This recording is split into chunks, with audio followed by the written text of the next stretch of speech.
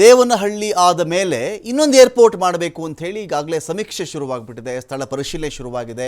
ಇದೇ ವಿಚಾರಕ್ಕೆ ಸಂಬಂಧಪಟ್ಟಂತೆ ಜಟಾಪಟಿಯೂ ಕೂಡ ಶುರುವಾಗಿದೆ. ಇದೇನಿದು ಕನಕಪುರದಲ್ಲಿ ಮಾಡಬೇಕಾ, ಈ ಕಡೆ ನೆಲಮಂಗಲ ಕಡೆ ಏನಾದರೂ ಮಾಡಬೇಕಾ, ಬಿಡದಿ ಕಡೆ ಮಾಡಬೇಕಾ, ಈ ರೀತಿ ಬಹಳ ಚರ್ಚೆಗಳು ಒಂದು ಕಡೆ ಇದೆ. ಇಲ್ಲ ಮಾಗಡಿ ಭಾಗದ ಕಡೆ ಆ ಕಡೆ ಏನಾದರೂ ಮಾಡಬೇಕಾಗತ್ತಾ, ಬಹಳ ಚರ್ಚೆಗಳಿದೆ. ಇಲ್ಲಿ ನೋಡಿ, ಕನಕಪುರ ನೆಲಮಂಗಲದಲ್ಲಿ ಏರ್ಪೋರ್ಟ್ ನಿರ್ಮಾಣಕ್ಕೆ ಬಹಳ ದೊಡ್ಡ ಮಟ್ಟದ ಒಂದು ವಿರೋಧ ವ್ಯಕ್ತವಾಗ್ತಾ ಇದೆ. ಬಯಲು ಸೀಮೆ ಉತ್ತರ ಕರ್ನಾಟಕ ಭಾಗದ ಶಾಸಕರಿಂದ ತೀವ್ರ ವಿರೋಧ ಕಂಡು ಬರ್ತಾ ಇದೆ. ಈ ವಿಚಾರಕ್ಕೆ 30ಕ್ಕಿಂತ ಹೆಚ್ಚು ಶಾಸಕರಿಂದ ಸಿಎಂ ಸಿದ್ದರಾಮಯ್ಯ ಅವರಿಗೆ ಪತ್ರ ಕೂಡ ಬಂದಿದೆ. ಏನೇ ಆಗಲಿ ಕನಕಪುರದಲ್ಲಿ ನೀವು ಈ ಒಂದು ಏರ್ಪೋರ್ಟ್ ಮಾಡೋದು ಬೇಡ. ನವದೆಹಲಿಯ ಪ್ರತಿನಿಧಿ TB ಜಯಚಂದ್ರ ಅವರಿದ್ದಾರಲ್ಲ, ಇವರ ನೇತೃತ್ವದಲ್ಲಿ ಒಂದು ಮನವಿ ಸಲ್ಲಿಕೆ ಆಗಿದೆ. ಇಲ್ಲಿ ಶಿರಾ ಬಳಿಯಲ್ಲಿ 2ನೇ ಏರ್ಪೋರ್ಟ್ ಮಾಡಿ, ನೀವು ನೆಲಮಂಗಲದಲ್ಲೂ ಬೇಡ, ಕನಕಪುರದಲ್ಲೂ ಬೇಡ, ವೈ ಶಿರಾ ಅಂತ ಬರುತ್ತೆ. ಶಿರಾದಲ್ಲಿ ಯಾಕೆ ಮಾಡಬೇಕು ಅಂತ ಬಂದಾಗ, ಒಂದು ಅವರ ಆ ಭಾಗದ ಶಾಸಕರಿದ್ದಾರೆ, ಆ ಕಡೆ ಶಾಸಕರಿದ್ದಾರೆ ಅನ್ನೋ ಕಾರಣಕ್ಕೇ ಒಂದು ಏರ್ಪೋರ್ಟ್ ಆಗಬೇಕಾ ಅಲ್ಲಿ? ಅವರೇನಾದರೂ ಕಾರಣಗಳು ಕೊಟ್ಟಿದ್ದಾರೆ ಅಂತ ನೋಡಿದಾಗ ಅವರ ಕಾರಣಗಳ ಪಟ್ಟಿ ಬೇಕಾದಷ್ಟಿದೆ. ನೋಡಿ, ಕನಕಪುರದಲ್ಲಿ ಏನಾದರೂ ಏರ್ಪೋರ್ಟ್ ಮಾಡಿಬಿಟ್ರೆ ಯಾರ್ಯಾರಿಗೂ ಪ್ರಯೋಜನ ಇಲ್ಲ ಸ್ವಾಮಿ. ಅದರಿಂದ ಇವರ ಡಿಕ್ಲರೇಷನ್ ಅದು, ಕನಕಪುರದಲ್ಲಿ ಏರ್ಪೋರ್ಟ್ ಮಾಡೋದ್ರಿಂದ ಯಾರಿಗೂ ಪ್ರಯೋಜನ ಇಲ್ಲ. ಶಿರಾದ ಬಳಿಯಲ್ಲಿ 2ನೇ ಏರ್ಪೋರ್ಟ್ ನಿರ್ಮಾಣ ಮಾಡಿ, ನೀವು ಈ ಭಾಗದಲ್ಲಿ ಮಾಡಿದ್ರೆ ತುಂಬ ಅನುಕೂಲ ಆಗುತ್ತೆ. ಒಂದು ಬಯಲು ಸೀಮೆ ಉತ್ತರ ಕರ್ನಾಟಕದ ಭಾಗಕ್ಕೂ ಕೂಡ ಇದರಿಂದ ಅನುಕೂಲ ಆಗುತ್ತೆ. ಅದೇ ರೂಟಲ್ಲಿ ಹೋಗಬೇಕಲ್ಲ, ಉತ್ತರ ಕರ್ನಾಟಕ ಭಾಗಕ್ಕೆ ಸಂಚಾರ ಅಲ್ಲಿಂದನೇ ಶುರುವಾಗುತ್ತಲ್ವ, ಹಾಗಾಗಿ ಅನುಕೂಲ ಆಗುತ್ತೆ. ಇಲ್ಲಿ ಬಯಲುಸೀಮೆಯವ್ರಿಗೂ ಅನುಕೂಲ ಆಗುತ್ತೆ, ಉತ್ತರ ಕರ್ನಾಟಕ ಭಾಗಕ್ಕೂ ಅನುಕೂಲವಾಗುತ್ತೆ. ಇದರಿಂದ ಶಿರಾದಲ್ಲಿ ಚೆನ್ನೈ ಮುಂಬೈ ಹೆದ್ದಾರಿ ಹಾದು ಹೋಗಿದೆ. HALನಂತಹ ರಕ್ಷಣಾ ಸಂಸ್ಥೆಯ ಕಾರ್ಖಾನೆ ಕೂಡ ಇಲ್ಲೇ ಇದೆ. ಅತಿ ದೊಡ್ಡ ವಸಂತ ನರಸಾಪುರ ಕೈಗಾರಿಕಾ ವಸಾಹತು ಕೂಡ ಇಲ್ಲೇ ಇದೆ. ಶೀಘ್ರದಲ್ಲಿಯೇ ಜಪಾನ್ ಕಡೆಯಿಂದ ಜಪಾನ್ ಟೌನ್ಶಿಪ್ ಕೂಡ ಇಲ್ಲೇ ನಿರ್ಮಾಣವಾಗ್ತಾ ಇದೆ. ಅಂತಾರಾಷ್ಟ್ರೀಯ ಕ್ರಿಕೆಟ್ ಸ್ಟೇಡಿಯಂ ಕೂಡ ನಿರ್ಮಾಣವಾಗ್ತಾ ಇದೆ. ಎತ್ತಿನಹೊಳೆ, ಭದ್ರಾ ಮೇಲ್ದಂಡೆ, ಹೇಮಾವತಿ ನೀರಾವರಿ ಸೌಲಭ್ಯ ಕೂಡ ಇಲ್ಲೇ ಇದೆ. ತುಮಕೂರು, ರಾಯದುರ್ಗ ರೈಲ್ವೆ ಮಾರ್ಗ ಹಾದು ಹೋಗುತ್ತೆ. ಬೆಂಗಳೂರಲ್ಲಿ ಅರ್ಧದಷ್ಟು ಇದರಿಂದ ಟ್ರಾಫಿಕ್ ಜಾಮ್ ಕೂಡ ಕಡಿಮೆ ಆಗಿಬಿಡುತ್ತೆ. ಹೀಗಾಗಿ ಶಿರಾದಲ್ಲೇ ಏರ್ಪೋರ್ಟ್ ಮಾಡಬೇಕು ಅಂತ ಹೇಳಿ TB ಜಯಚಂದ್ರ ಅವರು ಸಹಿತವಾಗಿ ಸುಮಾರು 30 ಜನ ಶಾಸಕರು ಈ ಒಂದು ವಿಚಾರದಲ್ಲಿ ಕನಕಪುರಕ್ಕೆ ನೆಲಮಂಗಲಕ್ಕೆ ವಿರೋಧವನ್ನು ವ್ಯಕ್ತಪಡಿಸಿ ಮುಖ್ಯಮಂತ್ರಿಗಳಿಗೆ ಪತ್ರವನ್ನು ಬರೆದಿದ್ದಾರೆ. ಹಾಗಾದರೆ ಇಲ್ಲೇನು ಪ್ರಶ್ನೆ ಬರುತ್ತೆ ಅಂತ ಹೇಳಿದ್ರೆ, ನಿಮಗೆ ಕನಕಪುರದಲ್ಲಿ ಯಾಕೆ ಬೇಡ?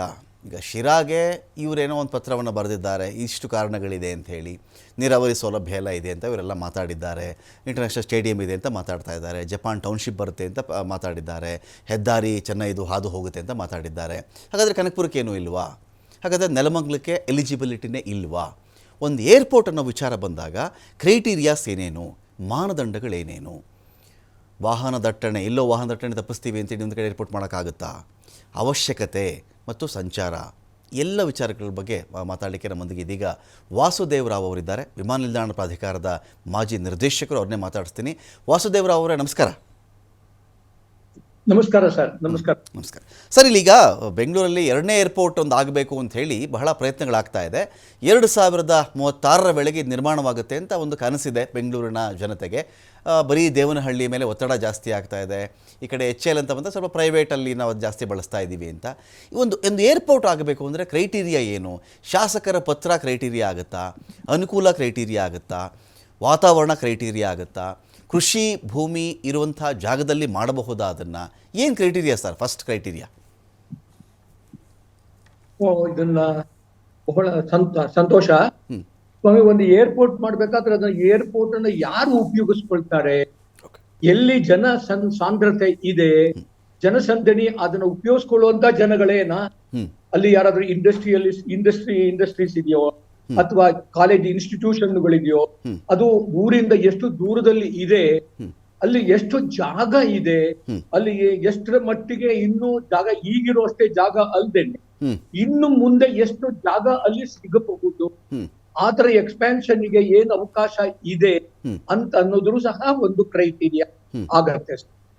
ಅದು ಅಲ್ಲದೆ ಅಲ್ಲೇನಾದ್ರೂ ಗುಡ್ಡಗಳಿದ್ರೆ ಅಲ್ಲಿ ಆ ಗುಡ್ಡಗಳನ್ನ ನಾವು ಅಲ್ಲಿ ರನ್ವೇ ಎಕ್ಸ್ಪ್ಯಾನ್ಷನ್ ಮಾಡೋದಿಕ್ಕೆ ಸಾಧ್ಯತೆಗಳು ಕಡಿಮೆ ಆಗತ್ತೆ. ಅದನ್ನ ಹೊಡಿಬೇಕು, ಬಡಿಬೇಕು, ಇವೆಲ್ಲ ಆಗತ್ತೆ.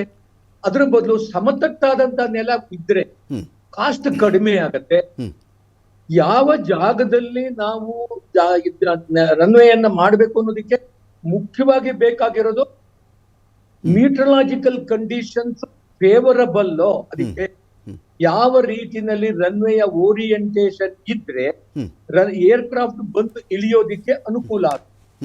ಆ ಡೈರೆಕ್ಷನ್ನಲ್ಲಿ ನಮ್ಗೆ ಜಾಗ ಸಿಗ್ತದ ಹ್ಮ್ ಅಂತ ಅನ್ನೋದು ಸಹ ಇಂಪಾರ್ಟೆಂಟ್. ಊರಿರೋ ಕಡೆ ನೀವು ಹೋದ್ರೆ ಜನಗಳು ಜಗಳ ಮಾಡ್ಬೇಕಾಗತ್ತೆ.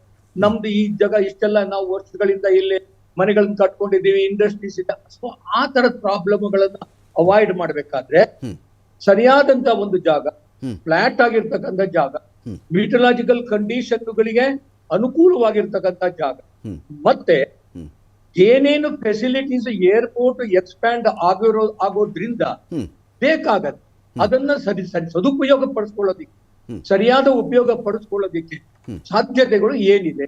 ತುಂಬಾ ಹಳ್ಳಿನಲ್ಲಾದ್ರೆ ಅಲ್ಲಿ ನೀವು ಪ್ರತಿಯೊಂದನ್ನು ಡೆವಲಪ್ ಮಾಡಬೇಕು.